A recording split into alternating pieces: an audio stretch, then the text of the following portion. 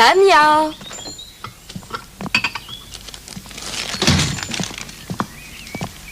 Oh maman, je suis déjà en retard. Tu as quand même le temps d'embrasser ta mère. Au revoir. Qu'est-ce qu'il t'a fait, ton vieux père? Il n'a plus le droit à une bise? Hein?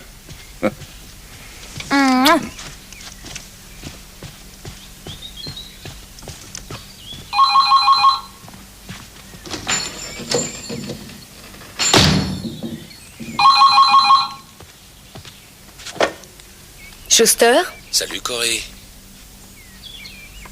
qu'est-ce que tu veux? C'est une façon de parler à quelqu'un avec qui on a vécu pendant 3 ans. Et qui a même été productif sur la fin. J'ai rien à te dire, va au diable.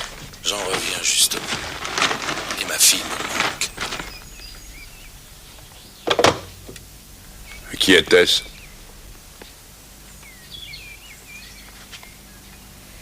C'était Victor. Il veut voir Tania.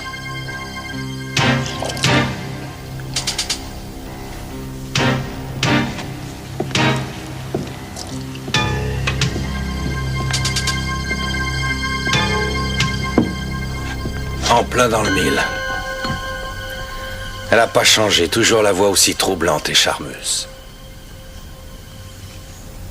Bah tu vas pas dire que t'es jalouse quand même, c'est une vieille histoire tout ça. Hein mon petit ange? Je ne suis pas jalouse, mais c'est ton projet que je trouve tordu. Au contraire, c'est un bon plan. Et qui m'a raconté d'ailleurs qu'elle venait souvent manger dans son resto avec ce type plein aux as. J'avais juste dit ça histoire de causer. Tu l'entends, l'hypocrite? Elle a juste dit ça histoire de causer. Tu sais pourquoi elle l'a dit? Je te donne la traduction. Parce que l'idée de se dandiner encore 20 ans dans ce forum minable, ça la tente pas vraiment. Beggy Stanhaus, un bourreau de travail. Laisse-la tranquille, Victor. Regarde-moi, toi. T'es dans le coup, que tu le veuilles ou pas.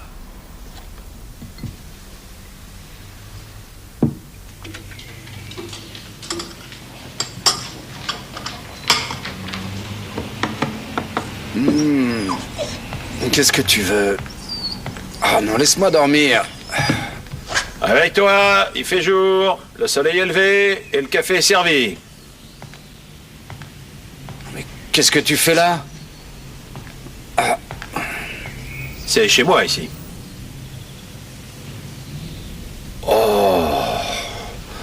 Carlos Gonzalez et cet tequila, c'est ça? Et tes derniers mots ont été...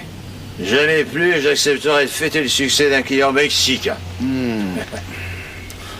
Encore heureux que dans ce bistrot, il y avait une plante verte à côté de moi, sinon je serais raide mort. Heureusement que c'était pas une vigne. La salle de bain est libre, tu as de l'eau minérale et du lait en pagaille. Tout ce que réclament les grands brûlés. Pourquoi tu me réveilles si tôt? Mon premier rendez-vous est à 11h. Nous prions notre aimable clientèle de libérer la chambre avant 10h. Tu attends quelqu'un? Pourquoi? J'ai la vague impression que tu cherches à te débarrasser de moi. Mais tu délires. C'est moi qui délire? J'y vais.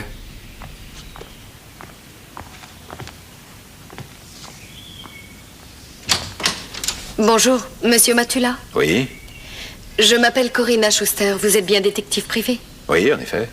Entrez, je vous en prie. Merci.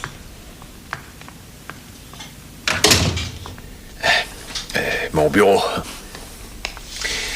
Vous voulez un café? Non, merci, je n'ai pas beaucoup de temps. Je dois aller chercher ma fille à l'école. Je voudrais que vous filiez cet homme. À quand remonte la photo? 10 ans. C'est une photo de mariage et l'autre moitié, c'était moi. Marié jeune, mais vite déçu. En quelque sorte. Comment il s'appelle? Il s'appelle Victor Brandao et c'est un salaud. Bonjour. Bonjour. Si je vous dérange, je peux revenir plus tard. Non, pas du Nous tout. vous attendions. Pour quel motif voulez-vous que je file ce monsieur? Après 8 ans de silence, il se manifeste et revendique le droit de voir Tania. Il se trouve que c'est ma fille. C'est lui le père? Disons qu'il l'a conçue. Ça n'a rien d'extraordinaire en soi qu'un père soit désireux de voir sa fille. Il ne s'y était jamais intéressé. Pourquoi le ferait-il maintenant? Les hommes changent, vous savez. Rainer, tu Victor ferais... ne change pas. Il a quelque chose derrière la tête et ça me fait peur. Vous étiez mariés au moment de la naissance? Oui? Alors, de ce fait, il a un droit de visite. Rainer, Bien quoi? il faut que tu ailles. Oui, après mon petit déjeuner. C'est pas bon de manger quand on a la gueule de bois. Si tu le dis. Viens, Umba. On va manger en ville. Permettez-moi de me présenter, Rainer Frank. Corinna Schuster. Enchanté. Allez, Au en revoir. route, le chien. Salut, Joseph. C'est votre collègue? Pas exactement, c'est un avocat. Réputé d'ailleurs. Et il croit tout savoir. Des formations professionnelles. Asseyez-vous, parlez un peu de votre affaire. Vous voulez que je file votre ex-mari pour découvrir quels sont réellement ses projets, c'est bien ça? Tout à fait.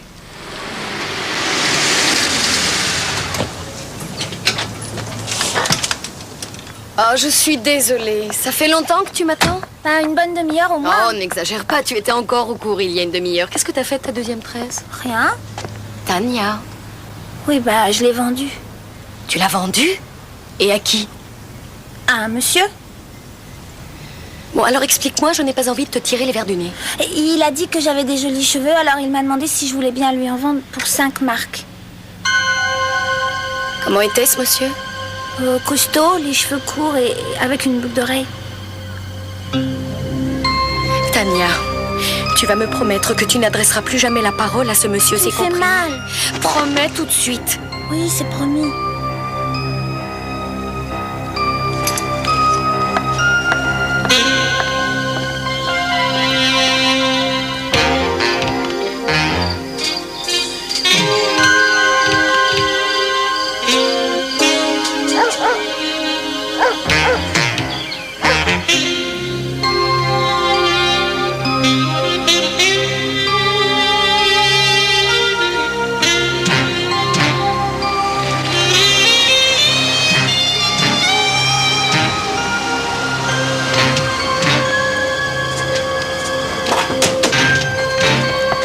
Salut, Cory.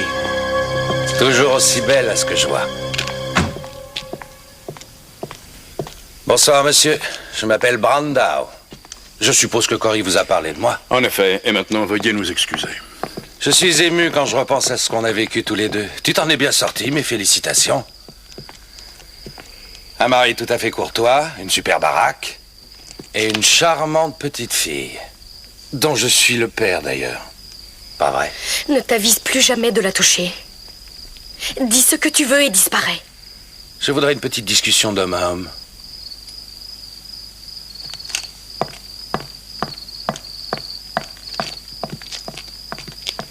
La soudaineté de vos sentiments paternels nous semble étonnante. Mais la vie en soi est une source d'étonnement constant. Je doute que vous soyez venu pour parler de ça avec moi. Vous avez de l'humour. Ça aussi, c'est étonnant. Vous détenez quelque chose qui m'appartient. Moi, je suis un homme généreux par nature. Je vous suggère un marché. Je renonce à mon enfant et vous me donnez une part du gâteau. Disons que c'est un échange de bons procédés. Supposons que je refuse votre offre, que se passe-t-il? Quand on s'arroge un bien indûment, on s'expose à des représailles. Combien voulez-vous? Vous parlez trop crûment. Comme si les sentiments étaient négociables. J'avais pensé à une sorte de compensation de la part d'une ex-femme très charmante qui a croisé la chance sur sa route. Et de quel montant? 50 000. Mais qu'est-ce qui me garantit que vous n'allez pas revenir à la charge ensuite? Je ne suis pas un maître chanteur. Je vais y penser. Je vous rappellerai. Bonne nuit.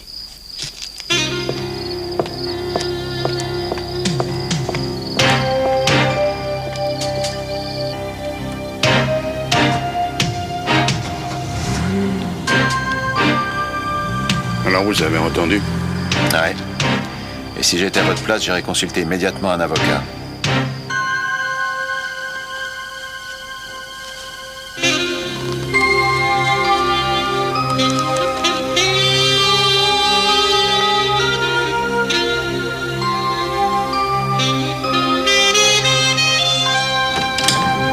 Les Schuster sont arrivés, vous les recevez? Oui, feu André. Vous vous ressemblez de plus en plus tous les deux. Soyez plus précise. Il me ressemble ou c'est le contraire? Écoutez, maître, je ne voudrais pas compromettre ma Il situation. est-il sage, le gars? Umba. Eh, viens, là, viens. Tu restes là et tu ne bouges pas, hein? Je vous en prie. Nous nous connaissons déjà. Bonjour. Bonjour, madame. Bonjour, monsieur Schuster. Prenez place, je vous en prie. Vous voulez du café?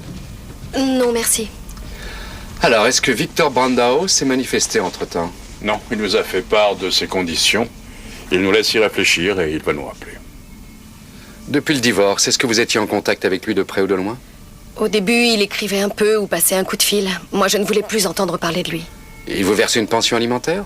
La seule idée de recevoir de l'argent de cet individu me révoltait. J'ai commencé à travailler aussitôt après qu'il nous ait abandonnés. Je laissais Tania à la crèche dans la journée. Elle avait 4 ans lorsque Thomas et moi nous nous sommes mariés. J'étais sa secrétaire à l'époque et il me permettait d'emmener ma fille au bureau. Il s'est occupé de nous dès le départ. C'était typiquement un mariage de raison.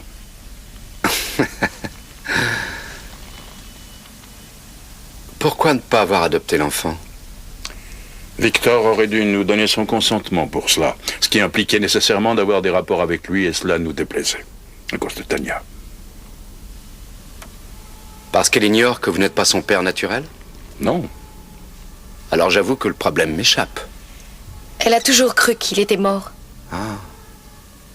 Je ne pouvais pas lui dire que son père était un voyou, qu'il avait choisi de nous quitter dès sa naissance, qu'il ne voulait pas d'elle. J'ai préféré lui cacher la vérité. Elle était trop jeune à l'époque. Je voulais la protéger.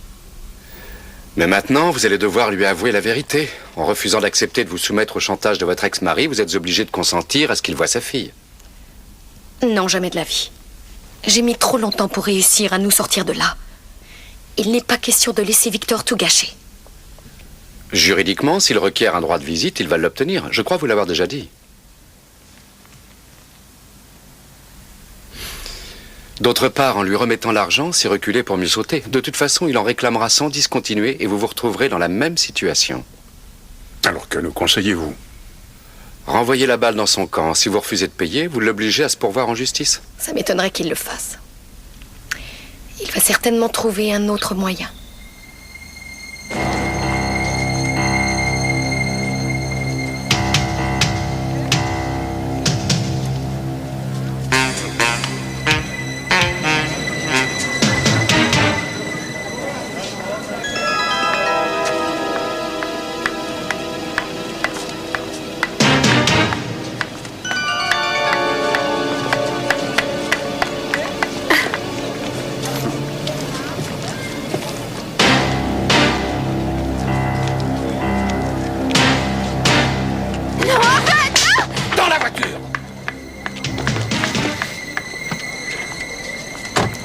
Ça vaut pas la peine de se disputer pour une femme, t'es d'accord?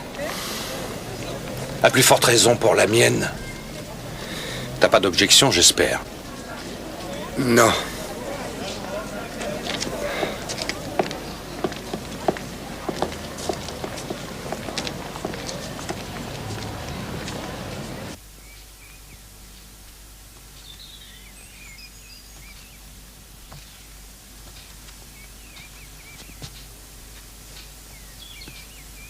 Tu vas user la moquette jusqu'à la trame à faire les 100 pas comme ça.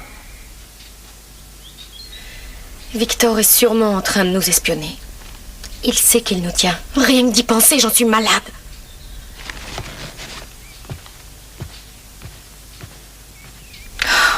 Ne donne pas à ce sale type l'occasion de te manipuler. Tu m'entends? Je me demande parfois si tu es bien conscient de l'importance de l'enjeu. Et comment peux-tu en douter, ma chérie? Il s'agit aussi de nous, Thomas. Ce n'est pas seulement Tania qu'il menace, c'est tout ce que nous avons bâti Si on ensemble. accepte le chantage. Écoute-moi, le week-end est arrivé. Partons tous les 3 quelque part, n'importe où, ça va nous détendre. On ne peut pas partir, il risque de nous appeler. De toute façon, ça ne changerait rien. Je ne pourrais rien faire. Tout le monde sait que les banques sont fermées le samedi.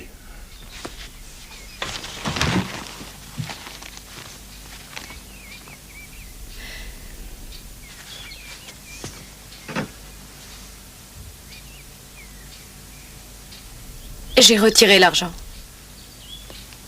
Comment, tu es allé à la banque pour tirer 50 000 marks sans même m'en parler? Je suis ta femme, c'est aussi mon argent. Mais ça n'est pas la question, chérie. Victor refait surface et tu perds tout contrôle. Tu engages un détective privé, tu files à la banque en douce pour un retrait énorme, et après, qu'est-ce que tu comptes faire? Émigrer? J'ai déjà prévenu Mathula qu'on n'avait plus besoin de ses services, maintenant qu'on sait ce que veut Victor. Aurais-tu déjà oublié ce que l'avocat nous a dit? Victor reviendra à la charge. Et on en sera au même point. Tu raisonnerais différemment si Tania était ta fille. Tu es injuste.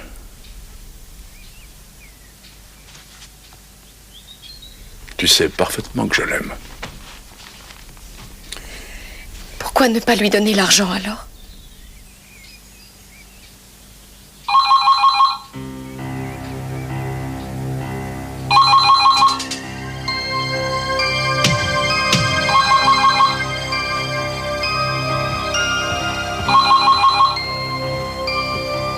Schuster.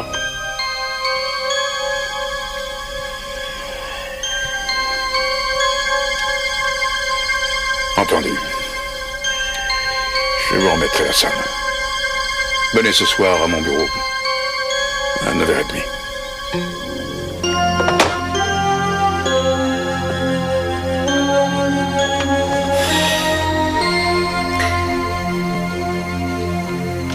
Vous ne recomptez pas?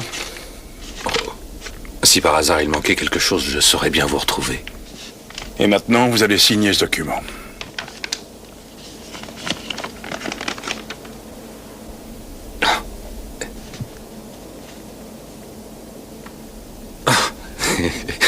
C'est une plaisanterie. Non, vous aviez promis de renoncer à vos droits sur Tania si vous receviez 50 000 marks. Et cette promesse, je préfère l'avoir par écrit. J'ai toujours considéré la paperasserie comme du temps perdu. Vous devriez plutôt en profiter pour faire des enfants à Cory. Un de plus ou un de moins, vous n'êtes pas à ça près. Je m'étonne d'ailleurs que l'idée ne vous en soit pas venue. Dommage pour elle, parce qu'elle adore ça, être enceinte.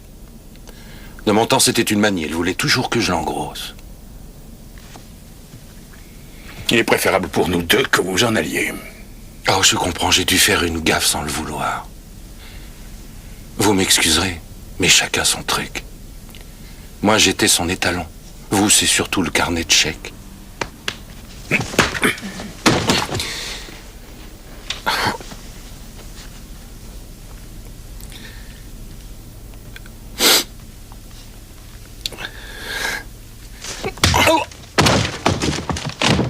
Rien dans le pantalon, mais une grande gueule. T'as de la chance d'avoir un gros compte en banque. Sinon, tu serais complètement nul.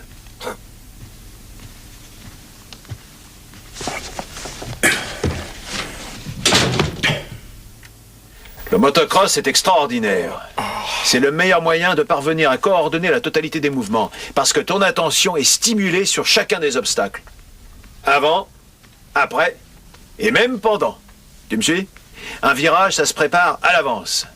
Il faut trouver la meilleure trajectoire et le plus important... Tu as tout à fait raison, Joseph. Rainer, t'es motard. Ne me dis pas que la psychologie de la course ne t'intéresse pas. Si, beaucoup, surtout à 11h30 du soir. T'as autre chose de prévu? Oui, demain, j'ai une journée de travail épuisante. Je ne suis pas comme toi, je ne me débarrasse pas des clients aussi vite. Non, mais les chèques que tu touches sont plus gros. Oh, oh, oh, oh. Oh non.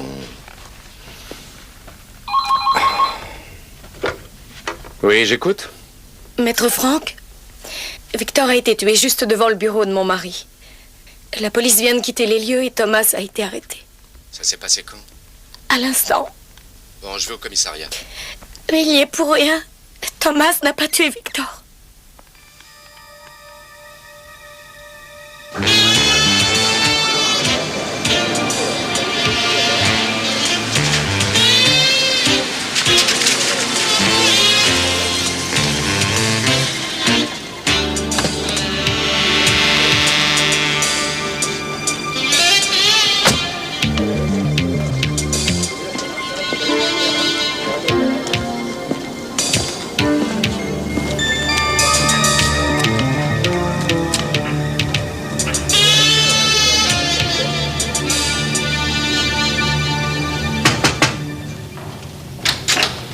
Bonsoir, commissaire. Bonsoir, maître. Bonsoir, monsieur Schuster, je suis désolé. C'est la bagarre qui justifie son arrestation? Pas seulement. Le veilleur de nuit de l'entrepôt frigorifique d'à côté a vu de la lumière dans le bureau de monsieur Schuster, et d'ailleurs monsieur Schuster ne conteste ni la rencontre, ni la bagarre. J'aurais mauvaise grâce à le nier. Monsieur Schuster, vous n'êtes pas tenu de répondre. Et l'arme du crime, vous l'avez trouvée? Aucune trace jusqu'à présent. Et l'argent? Mais quel argent? Si vous le permettez, j'aimerais m'entretenir en privé avec mon client. Je vous en prie, là-bas. Merci. Venez, monsieur Schuster.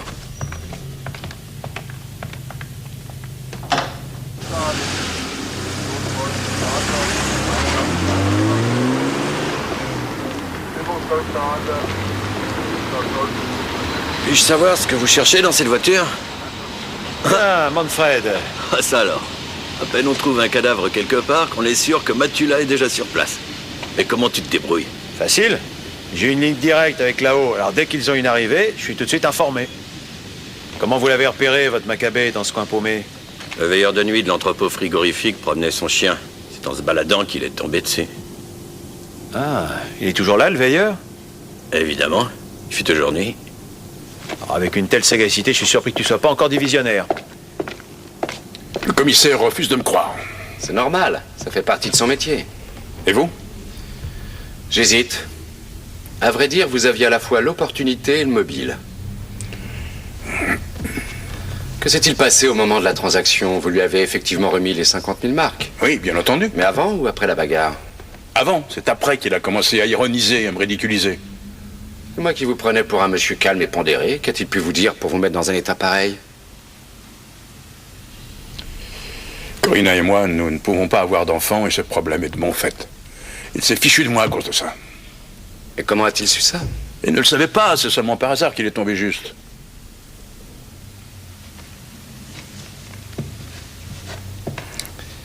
Qu'est-ce que vous avez fait après la bagarre? Je suis sorti par derrière parce que je voulais éviter de retomber sur lui d'ailleurs. C'est là que j'avais garé ma voiture. Et vous n'avez rien entendu? Ni dispute, ni bruit de voiture? Non, sinon j'aurais entendu le coup de feu et je serais allé voir. Je ne serais pas ici maintenant. Pas forcément, parce que le tueur a pu utiliser un silencieux. Vous souvenez-vous de l'heure qu'il était lorsque vous êtes sorti de votre bureau? 10h10. Comment se fait-il que vous soyez si précis? Parce qu'une fois dans la voiture, j'ai téléphoné à ma femme pour la rassurer vu les circonstances. Et machinalement, j'ai regardé la montre sur le tableau de bord. Et vous avez réussi à la joindre? Oui, bien sûr. Depuis que Victor a réapparu, elle se refuse à laisser Tania seule le soir. Si seulement j'étais sorti par devant, peut-être que j'aurais pu empêcher tout ça. Ou alors le commissaire Steiner se retrouvait avec 2 cadavres au lieu d'1.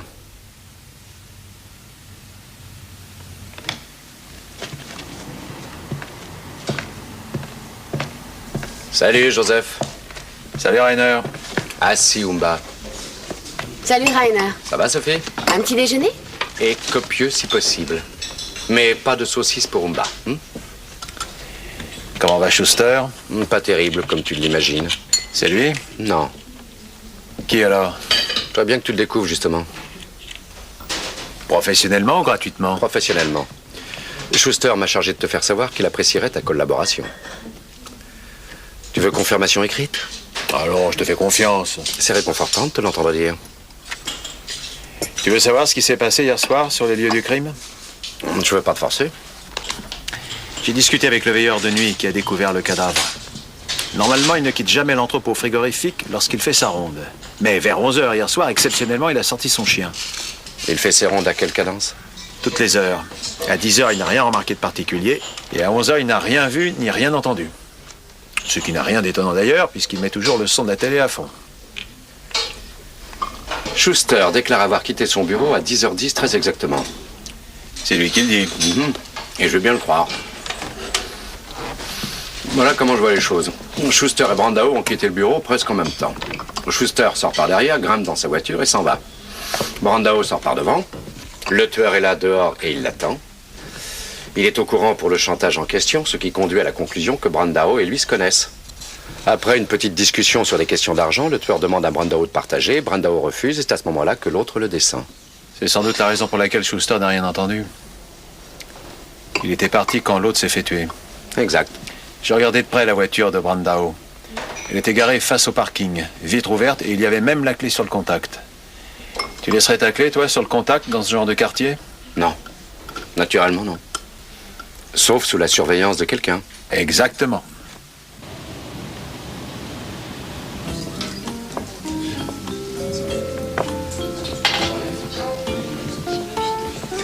Salut. Une bière pour le 6.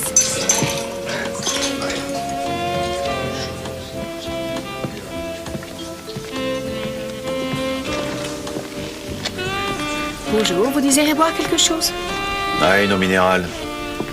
Une eau minérale.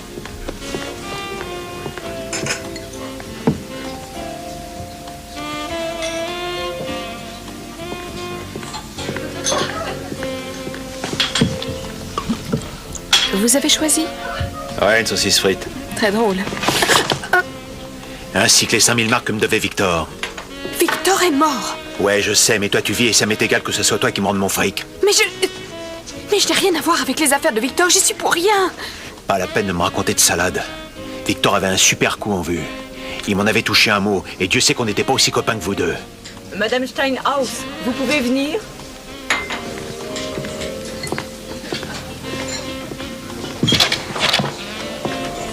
Je vous assure que je le connais pas.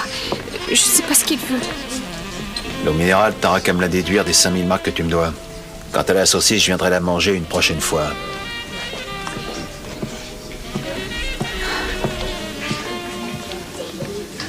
Si Schuster avait eu l'intention de le tuer, la logique voudrait qu'il ait choisi un endroit plus approprié que devant son bureau, non?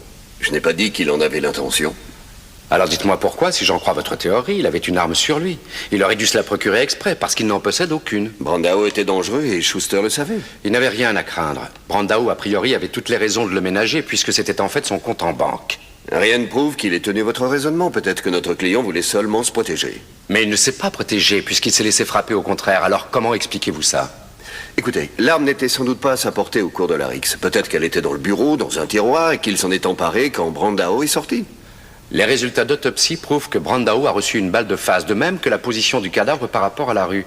Schuster aurait dû rattraper la victime d'abord sur le petit chemin et la doubler ensuite pour lui tirer une balle de face. Vous ne trouvez pas que c'est un peu compliqué? Le bureau possède une sortie sur l'arrière par laquelle on peut rejoindre la route sans difficulté. Commissaire, si vous consentiez à ouvrir les yeux et à ne pas obstinément vous polariser sur mon client, l'idée vous viendrait sans doute qu'il peut aussi exister un autre coupable. Maître Franck, je pense que le commissaire a envisagé cette hypothèse. Si c'est le cas, je ne l'ai malheureusement pas remarqué. Écoutez, pour quelqu'un qui était informé de la future transaction entre Brandao et Schuster, c'était à l'évidence une occasion rêvée. Il lui suffisait de suivre Brandao, d'attendre qu'il revienne avec l'argent et de l'abattre, sachant que les soupçons allaient inévitablement se porter sur Thomas Schuster.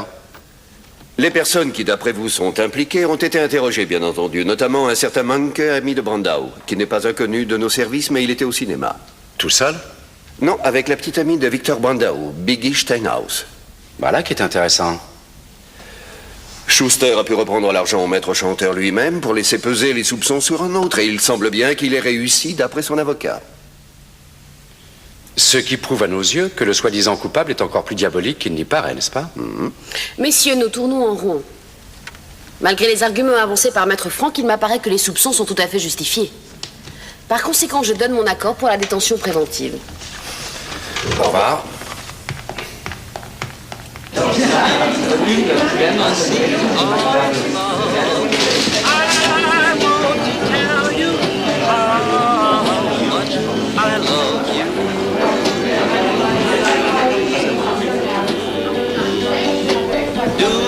Les gars là-bas, ils jouent au pognon.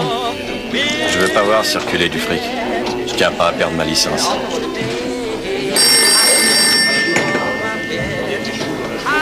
Oli, quittez pas. Karl, téléphone pour toi.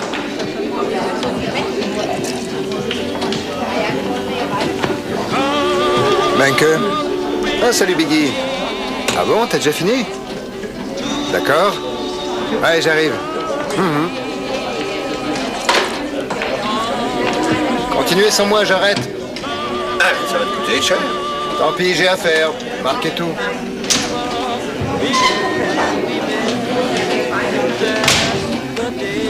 Ce type a les moyens. Karl, toujours fauché. L'héritage de Victor, c'était peut-être pour lui.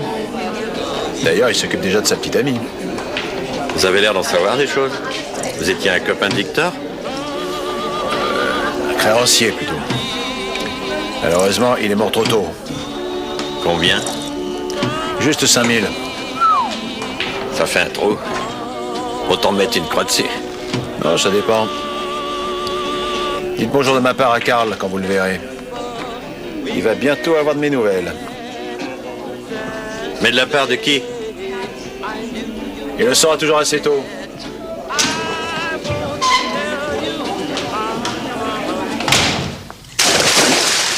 suis contente que vous soyez venu. J'espère que mon appel n'a pas compromis votre emploi du temps. Pensez-vous, ça ne m'a posé aucun problème. De toute façon, j'avais l'intention de passer pour éclaircir certains points. Merci. Que voulait le commissaire Steiner exactement? C'est difficile à dire, justement, j'en sais trop rien. Il a rôdé ici pendant un petit moment, comme un chien qui flairait une piste. Et ensuite, il m'a demandé si Thomas aurait pu se procurer une arme sans que je sois au courant. Qu'est-ce que vous lui avez répondu? Que nous étions mariés et que nous n'avions pas de secret entre nous. Ah, je voulais aussi vous demander au sujet des 50 000 marques. Vous les aviez sortis en petites coupures ou plutôt en gros billets? Uniquement en gros billets, et ça faisait une toute petite liasse pour autant d'argent. Est-ce que je pourrais avoir un relevé de compte de l'opération? Oh, je sais bien que ce n'est pas une preuve sur le plan juridique, mais ça constitue un indice quand même.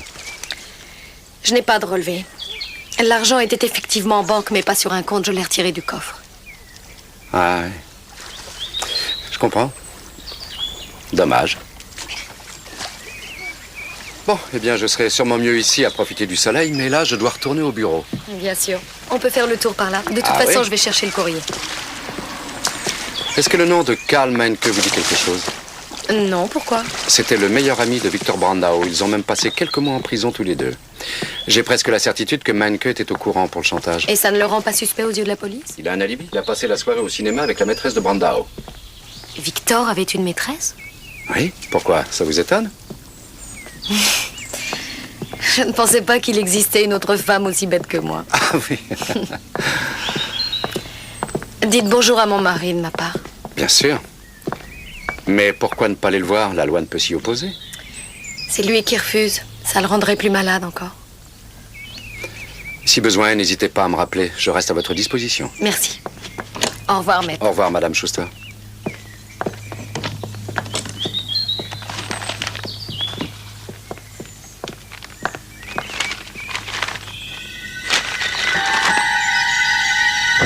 Maître Franck!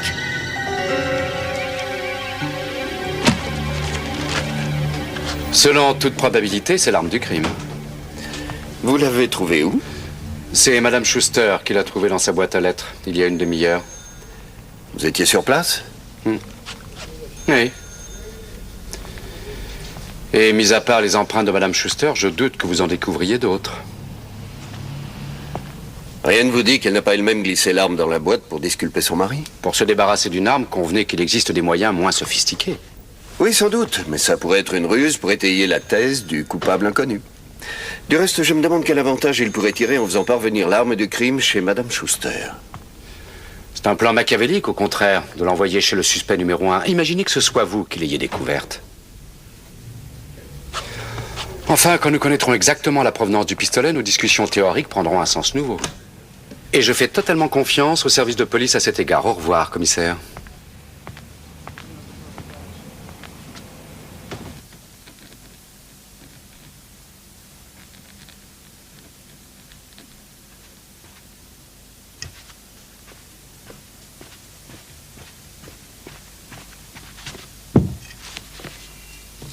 Qu'est-ce qui vous arrive, monsieur Matula? Est-ce que quelqu'un vous a fait des misères? Ah, je me dis parfois que je fais un métier ignoble. Quoi? J'abuse des gens d'une façon éhontée pour arriver à obtenir des renseignements. Oui, mais c'est pour rendre service à d'autres personnes. Reste à savoir si la fin justifie les moyens. Je peux vous poser une question, Elga? Si vous saviez que votre amant a tué votre ex-petite amie, même si ce dernier était un salopard, que feriez-vous? Est-ce que vous pourriez vivre avec lui? Certainement pas. Parfait. Biggie doit donc l'ignorer. C'est réconfortant d'avoir la vie d'une femme de temps en temps. Au revoir, les gars. Au revoir. Quand votre patron rentrera, dites-lui que je repasserai plus tard. Je n'y manquerai pas.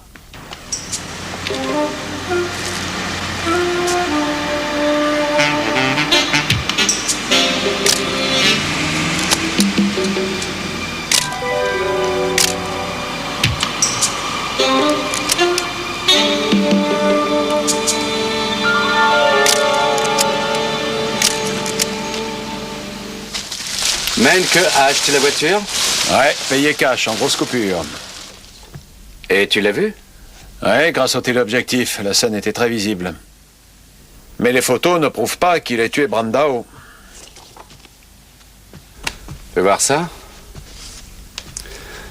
Ah ouais, tu as raison, jolie photo, mais ça ne prouve rien. À propos, aujourd'hui, j'ai fait le trajet entre le cinéma et le bureau de Schuster. Matériellement, Menke aurait eu le temps de faire l'aller-retour à pied. Mais dans ce cas, il ne serait pas resté longtemps au cinéma. Tu peux lever la toile, s'il te plaît? Et il prétend qu'il était avec Biggie à 11h15 au bistrot d'Ouli. C'est la deuxième moitié de son alibi, d'après le commissaire. Un petit peu plus à gauche, s'il te plaît. Ouais, comme ça, c'est bien.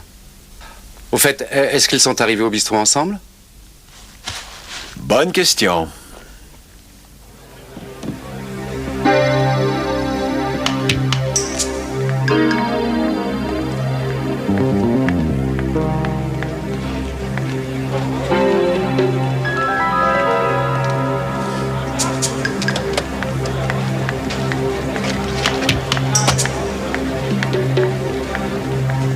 Nuit splendide, pas vrai? Laissez-moi tranquille, je n'ai pas d'argent et je ne connais personne non plus à qui en emprunter. Vous n'avez qu'à demander à votre ami Menke. Karl est un éternel fauché. Ah ouais. Il a pourtant acheté une voiture aujourd'hui. Quand Victor a été tué, il avait sur lui une somme de 50 000 marks. C'est l'assassin qui les a maintenant. Et c'est pas celui qu'on a mis en tôle pour ça. Bonne nuit. Faites beaux rêves.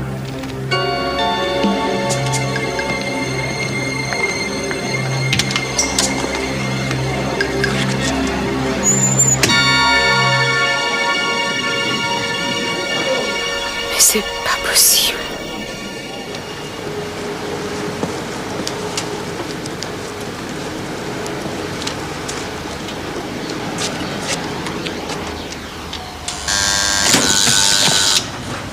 Ah, bonjour, maître. Alors, du nouveau sur l'arme du crime? Oui, plutôt. L'informatique l'a identifiée. Elle avait été utilisée pour le braquage d'une station-service et les faits remontent à 4 ans. À votre mine réjouie, dois-je en conclure que Thomas Schuster avait commis ce hold-up? Vous n'êtes pas loin du compte, l'arme appartenait à Victor Brandao. Oh, c'est une bonne nouvelle pour mon client. Pourquoi ça? Rien ne l'empêchait de la subtiliser à Victor Brandao pendant la bagarre. Commissaire, vous êtes ce qu'on appelle un têtu. J'en connais un autre. Et c'est au tribunal qu'on se reverra la prochaine fois. Ah, au fait, mon cher maître, quand vous verrez Schuster, demandez-lui donc pourquoi sa femme s'est rendue seule chez Victor Brandao quelques jours avant l'assassinat. Comment vous savez ça? C'est le petit doigt de la police qui me l'a dit.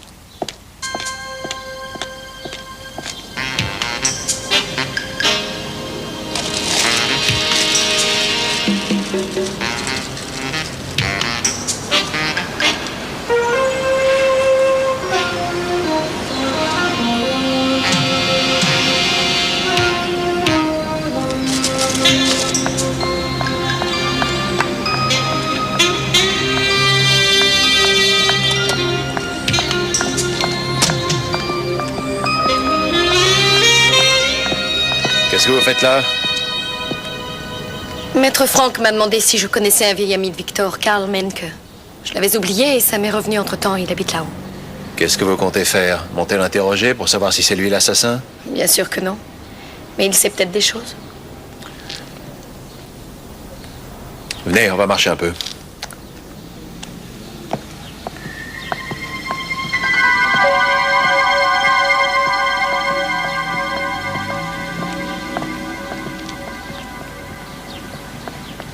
Menke n'était pas seulement un intime de Victor, mais aussi l'amant de sa maîtresse. Et Victor le savait? À mon avis, il s'en doutait. Alors Menke avait 2 raisons valables pour le tuer, la maîtresse et l'argent. Les raisons ne constituent pas des preuves. Et j'aurais des difficultés à réunir des preuves si Menke nous voit ensemble. Je n'y avais pas pensé. Mais ça m'est intolérable de rester à la maison les bras croisés. Et bien sûr, je comprends, mais vous ne rendez pas service à votre mari en prenant l'initiative de l'enquête. Mais que voulez-vous que je fasse pour l'aider alors? Me tourner les pouces ou fabriquer un gâteau avec une lime dedans? D'ailleurs, tout est de ma faute dans cette affaire du début jusqu'à la fin. Ne dites pas n'importe quoi. Mais c'est la vérité. J'ai été stupide au point d'épouser Victor. J'ai menti à Tania au lieu de lui avouer simplement que son père ne voulait pas d'elle. Et qu'il nous a abandonnés toutes les deux à cause de ça. Et j'ai poussé Thomas à donner à ce type l'argent qu'il réclamait. Ce sont mes fautes répétées qui ont conduit mon mari en prison. C'est la preuve qu'elle existe. Quoi? La logique féminine. Vous venez de m'en donner une brillante illustration. Monsieur Matula, vous êtes misogyne. On ne m'avait jamais encore dit ça. Calmez-vous. Oubliez ces bêtises et devenez raisonnable. On le sortira de prison, votre mari, je vous le promets. Vous ne saviez pas que votre femme était allée voir son ex-mari? Non. Pourquoi vous l'avez-elle caché? Elle n'a pas de compte à me rendre. Je lui fais confiance. Je n'ai jamais douté que vous et votre femme formiez un couple exemplaire. Inutile de vous acharner à le démontrer, parce que la question n'est pas là. Vous semblez oublier que vous êtes sur le point de faire l'objet d'une inculpation de meurtre, je vous le rappelle.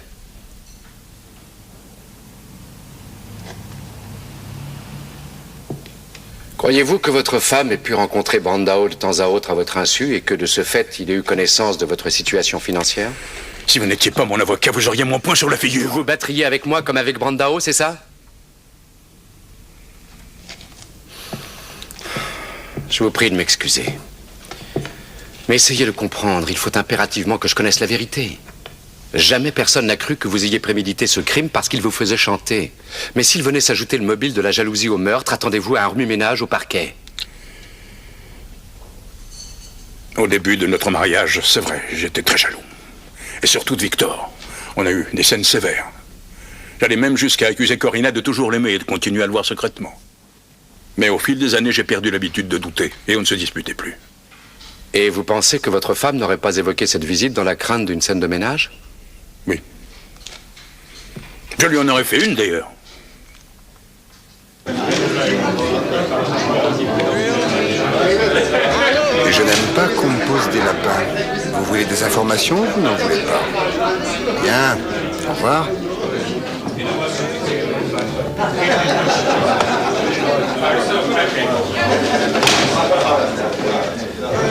Bonsoir.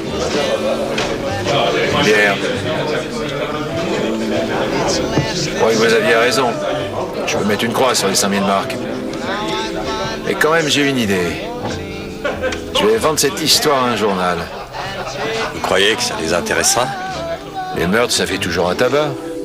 Il me manque cependant un léger détail. La nuit où Victor a été assassiné, est-ce que Biggie et Menke sont venus ici ensemble ou chacun séparément?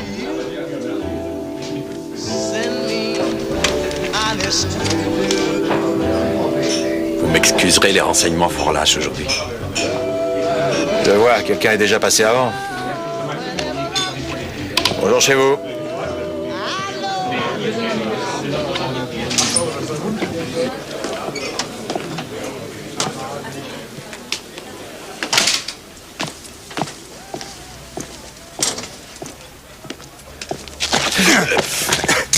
Il paraît que tu voulais me voir? Drôle d'accueil. Mais je te connais pas, toi. Je suis un copain de Victor. Qu'est-ce que tu me veux? Seulement 5000 marques. Ah, un privé, je les adore. Oh la vache. Essayez d'imaginer un mari maladivement jaloux qui a épousé une femme plus jeune que lui et en plus mère de l'enfant d'un autre. Jusque-là, je vous suis sans difficulté. Bien. Je voulais protéger Thomas. Et je pensais pouvoir m'arranger toute seule avec Victor. C'est pourquoi je suis allée le voir aussitôt après qu'il se soit manifesté. Et votre visite ne l'a pas surpris? Je crois qu'il s'y attendait. D'ailleurs, il s'est moqué de moi. C'est à la suite de cette visite que vous avez décidé d'engager Matula? Exactement. J'ai préféré ne rien dire de cette rencontre à mon mari. Il m'aurait fait une scène et pour rien. Et lorsque Victor a été assassiné, j'ai eu peur que si la jalousie de Thomas était connue, ça ne devienne une charge contre lui. Une peur tout à fait justifiée. Vous voyez. Tania va sortir de l'école, il faut que j'aille la chercher.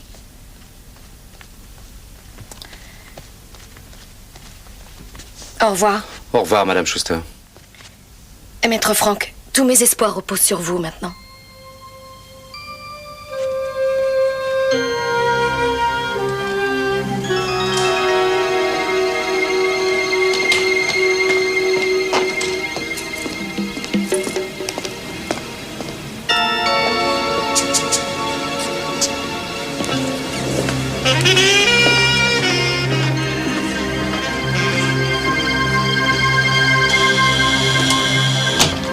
Bonjour.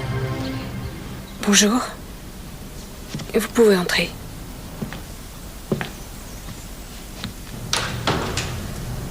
Détective privé, à ce qu'on m'a dit. J'étais presque certain que Karl vous en parlerait. Il vous a parlé du reste également? Non. Tout ça est tellement incroyable. Rien qu'à l'idée que Karl puisse être le meurtrier de son ami, j'en suis vraiment retournée. Je m'en doute. Vous étiez au cinéma avec Menke? Oui, c'est vrai, on y était.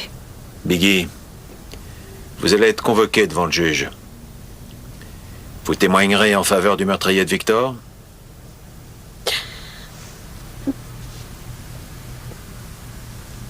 Il est sorti au cours de la séance. Il avait un rendez-vous. Avec qui?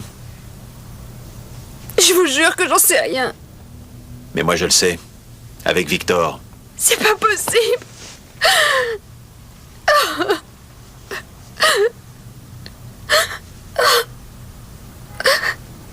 C'était des amis, tous les deux. Et des rivaux, avec une maîtresse commune.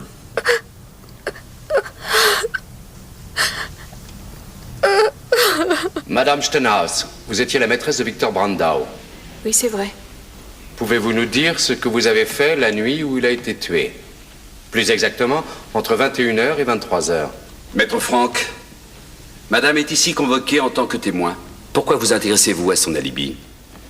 Le chantage n'était pas ignoré du meurtrier qui connaissait le lieu et l'heure où l'argent devait être remis. Il est improbable que Brandau ait confié des détails aussi capitaux à une personne étrangère. J'en conclus par conséquent que l'assassin faisait partie de ses proches. Madame Stenhouse, entendue en tant que témoin, faisait partie aussi des proches de la victime. Je crois, monsieur le procureur, avoir ainsi répondu à votre question.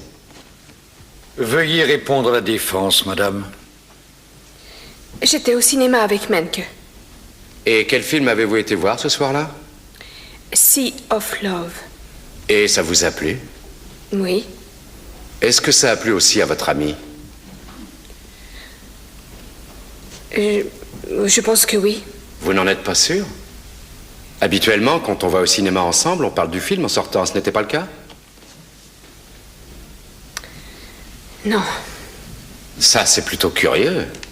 Serait-ce dû au fait que votre ami n'aurait pas vu le film dans sa totalité? Parce qu'il aurait quitté la salle plus tôt? Répondez, je vous prie, à la question de la défense, madame, sinon vous risquez d'être vous-même suspecté. Je pose la question différemment. Est-ce que Karl Menke avait assisté à toute la projection? Non. Alors, pourquoi ne pas l'avoir dit au cours de l'enquête? Je vous signale qu'on ne m'a pas posé la question. Je vous en prie, monsieur le procureur. La parole est à la défense. Menke s'est absenté pendant combien de temps exactement? Mais j'en sais rien du tout. Je m'étais endormie et il n'était plus là quand je me suis réveillée. Et c'est une habitude de vous endormir quand un film vous plaît? J'ai un métier fatigant. Et ça m'arrive de m'assoupir.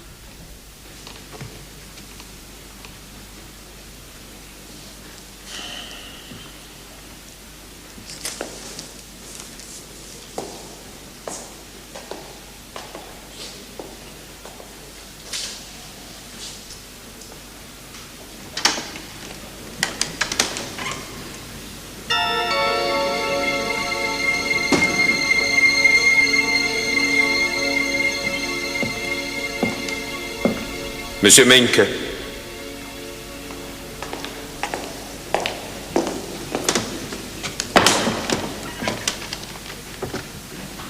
Quelles étaient vos relations avec Victor Brandau? C'était mon meilleur ami. Est-ce que vous étiez au courant du chantage qu'il exerçait sur son ex-femme et son actuel mari? Oui, mais j'avais rien à voir avec ça. Oh, alors c'était pas de chance. Surtout après avoir vécu ensemble un passé douteux. J'imagine que ça n'a pas dû vous faire plaisir d'être écarté de cette affaire juteuse. Je n'étais pas le père, c'était lui. Est-ce qu'il avait un autre associé dans l'opération ou une tierce personne était-elle au courant du chantage? Non, je ne crois pas, non. À part Biggie, évidemment. Il ne vous a pas non plus demandé de l'accompagner dans la soirée du 15 juillet au bureau de monsieur Thomas Schuster? Non. Il est vrai que vous deviez voir Biggie ce soir-là. Est-ce que Brandau considérait avec détachement, sinon une certaine complaisance, votre liaison avec elle? Non, il n'en savait rien. Ah non. C'est bizarre, on m'a dit exactement le contraire. J'ai appris de sources sûres qu'il était parfaitement au courant et qu'il en était contrarié. Contrarié à un point tel qu'il avait corrigé sa maîtresse et menacé votre personne. Auriez-vous oublié? Monsieur Menke, quels sont vos moyens d'existence? Mais je fais des petits boulots. Des petits boulots sûrement lucratifs dans la mesure où ils vous permettent d'acheter comptant une voiture. Ça veut dire quoi, ça? Ça veut dire exactement que vous avez payé la voiture en espèces et en grosses coupures. Je vous ferai observer que ce ne sont pas les moyens d'existence de M. Menke qui sont en cause ici. Je suis d'un avis différent en raison du fait que les 50 000 marques que Brandao portait sur lui quand on l'a tué et qui ont disparu étaient des gros billets. Je ne suis pas ici en tant qu'accusé. Je suis là comme témoin et j'ai un alibi. Non, monsieur, vous n'avez aucun alibi. On peut aisément quitter une salle de cinéma au cours de la projection. Et nous savons que vous l'avez quitté d'après le témoignage de Madame Steinhaus. Ce type veut me coller le meurtre de mon ami sur le dos parce que j'ai quitté le ciné. Il doit être fêlé. Vous parlez de l'avocat de la défense. Je vous prie de vous contrôler. Veuillez à présent préciser à la Cour ce que vous avez fait très exactement entre 21h et 23h la nuit du meurtre.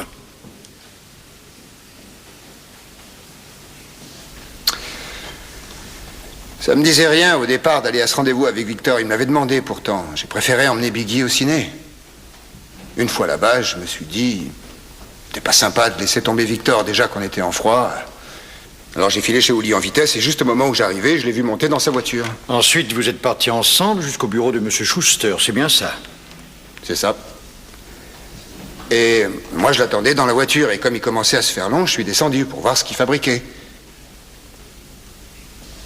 Je l'ai trouvé raide. Et j'ai pris l'argent et après je suis retourné au ciné. Sur les photos que nous a remis la défense, je constate que depuis le parking où vous étiez en stationnement, on voit très clairement l'endroit où Brandao s'est fait tuer. Je regardais pas par là, j'écoutais de la musique. Écoutez, après la série d'affabulations que vous nous avez servies, vous n'espérez quand même pas nous faire avaler ça. Si en raison d'arrangements financiers occultes, vous étiez conduit à faire de fausses dépositions en vue de couvrir M. Schuster, cela risque de vous coûter très cher, car dans ces conditions, le meurtre de Victor Brandao peut vous être imputé. Bon, d'accord. Je vois bien que ça va trop loin tout ça. Je préfère encore renoncer à l'argent.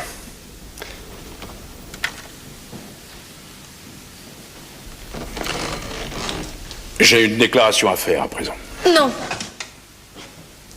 Ça ne servirait à rien, Thomas.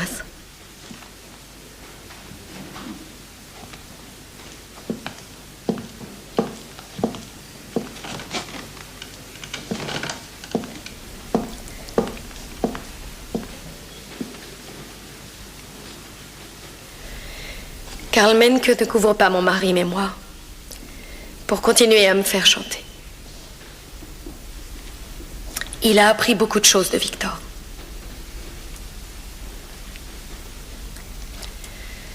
Ce soir-là, je n'étais pas rassurée chez moi toute seule. Je voulais être auprès de mon mari. Et au moment où j'arrivais à son bureau, Victor en sortait.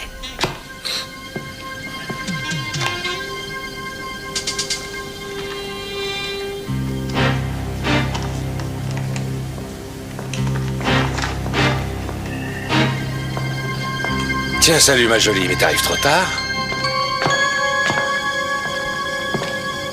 On a eu une petite discussion à ton sujet. Je l'ai corrigé. Bah quoi, c'est normal, non? Victor, maintenant que tu as l'argent, je t'en prie, laisse-nous tranquilles. Si tu ne le fais pas pour Tania, alors fais-le pour moi. Je t'en prie. Pour toi, je ferai tout. Et même un autre enfant si t'en as envie. Laisse-moi.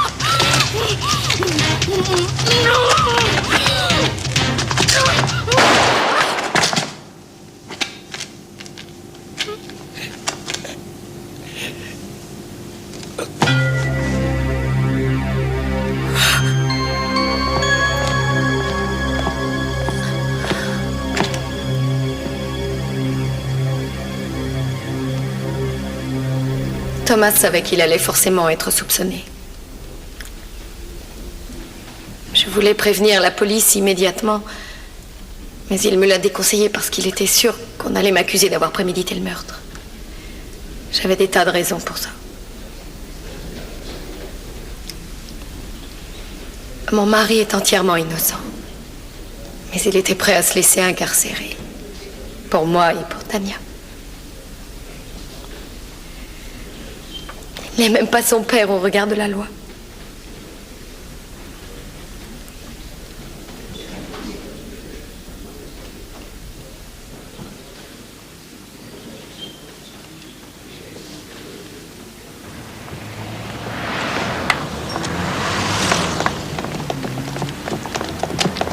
Alors, je suppose que tu es satisfait? Oui, c'est normal, nous avons découvert la vérité. La vérité? Ça, c'est pour t'être fichu de moi. Ça, c'est une femme de choc.